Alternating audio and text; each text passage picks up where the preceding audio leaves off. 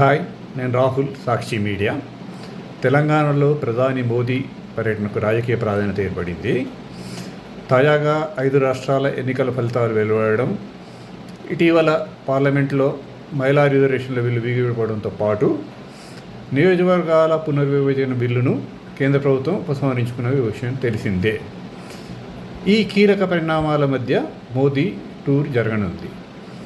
అయితే ప్రధానంగా ప్రధాని మోదీ అభివృద్ధి కార్యక్రమాలకు శంకుస్థాపనలు, జాతికి అంకితం వంటి పనుల కోసం వస్తున్నప్పటికీ రాష్ట్ర బీజేపీ ఆధ్వర్యంలో నిర్వహిస్తున్న జనాక్రోష్ బహిరంగ సభలో ఆయన ప్రసంగం ఎలా ఉండబోతుంది అనేది హాట్ టాపిక్గా మారింది.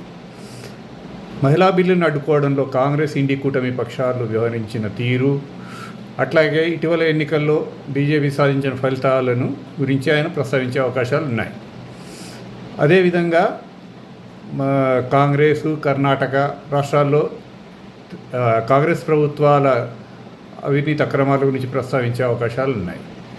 అభివృద్ధి కార్యక్రమాలకు సంబంధించి రేవంత్ రెడ్డి కూడా పాల్గొంటున్నప్పటికీ ఈ రాజకీయ ప్రాధాన్యత సంతరించుకున్న బహిరంగ సభకి అత్యంత ప్రాధాన్యత ఏర్పడింది.